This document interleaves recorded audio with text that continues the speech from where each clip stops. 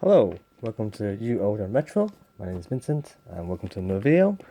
Today I have an unboxing of X-H1 with the vertical power booster grip. So this is a kit that comes with the booster grip, and the other thing I also have is an XF16-55 Fujifilm f2.8 RLMWR.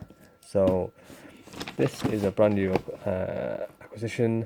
This is came from eBay, so your mileage may vary depending on what you get. So when I unbox this, I'll show you. Okay, so without further ado, let's unbox the X-H1 with the vertical power booster grip. VBP X-H1. Yep. So the box is pretty nondescript. I think has most of the contents on the back. You can just about see. Let me just adjust this slightly. Oh crap! Sorry. The box is quite big, as you can see. It comes with all the usual stuff. So it comes with an X-H1 digital charge battery charger, shoulder strap, metal strap clip, protective cover, clip attaching tool, the shoe mount flash, the EFX8, booster grip, AC adapter, and a cable protector. So plenty in there. Okay, so let's get this unboxed. So when you open the box, there is suits one side. There'll be the Fuji Connect leaflet, CD for the manual.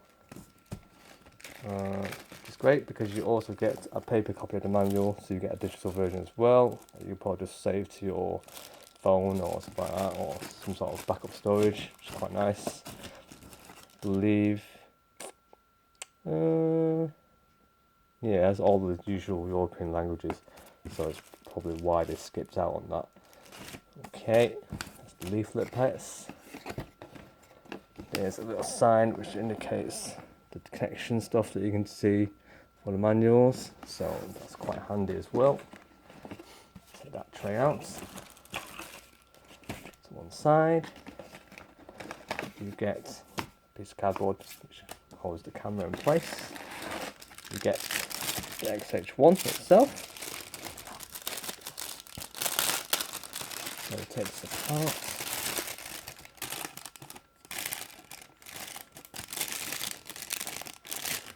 It's not sealed properly. It didn't look like it was sealed very well. So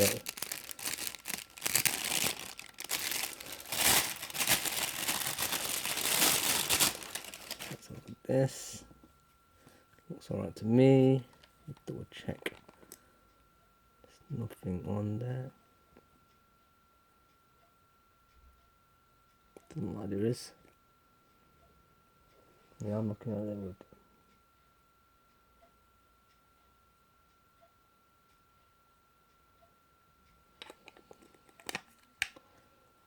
So that's really nice.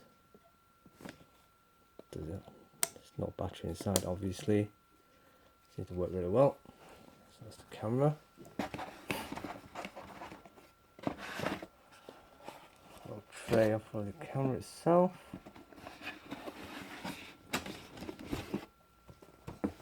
We also have in this tray, you get accessories. So you get one battery here, which is, if I remember correctly, it's the EF batteries. Sorry, the NPW126S batteries. That's one of them. You get a charger brick. You get, I'm not sure what that is. Looks like some sort of removal tool and hook system. Have a look at that. You get a charger pin. You get the flash unit. You get a strap,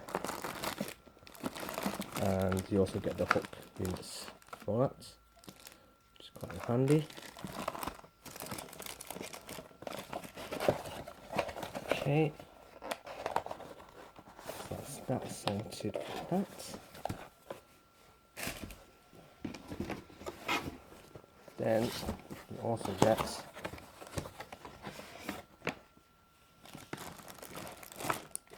power brick itself. with the usual charger unit. So this one is actually a charger for the whole camera itself.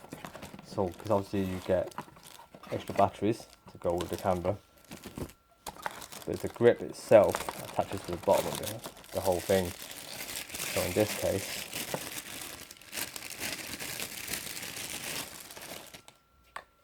you see it's the grip goes into the bottom of the camera, and in this case, if you open this out, get this out open, it's meant to, I can't, twist it, sorry, you twist, open up this bit off, open, load the batteries in, and then that becomes the grip that attaches to the bottom of the camera.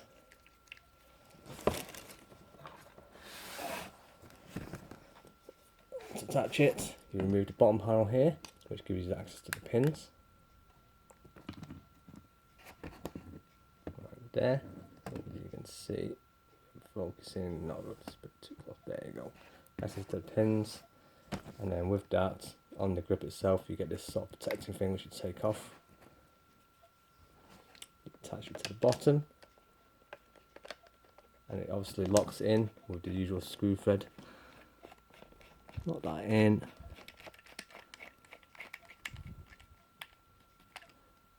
And Bob's your uncle, you have a full-on battery grip camera which does pretty much everything you need and gets it all sorted. So it has the same trigger mechanism on the handle itself at the bottom to do portraits, which makes it a bit easier. There's a little foam thing here. You can attach a strap here if you need to.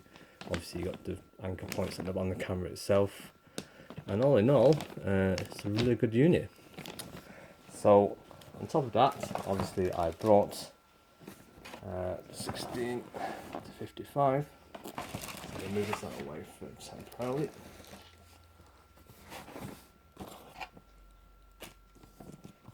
I'm going to go here.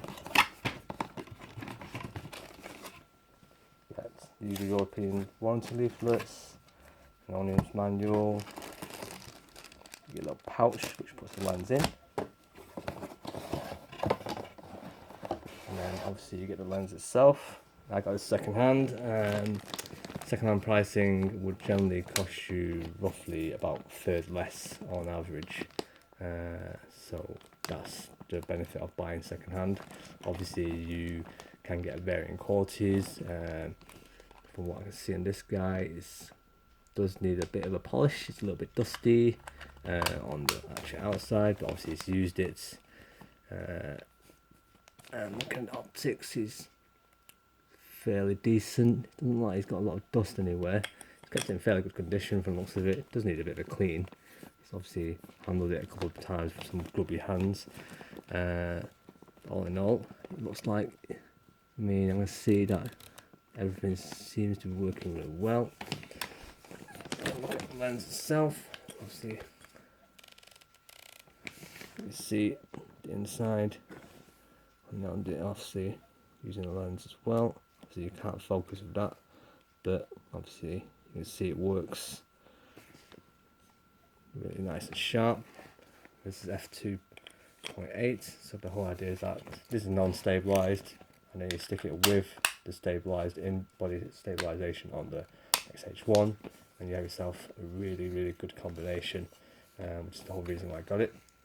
X-H1 at this moment in September is currently at a reduced price, which is a really good deal. The place I got it from also had another £100 on top off as well, so that's a really worthwhile deal at the moment.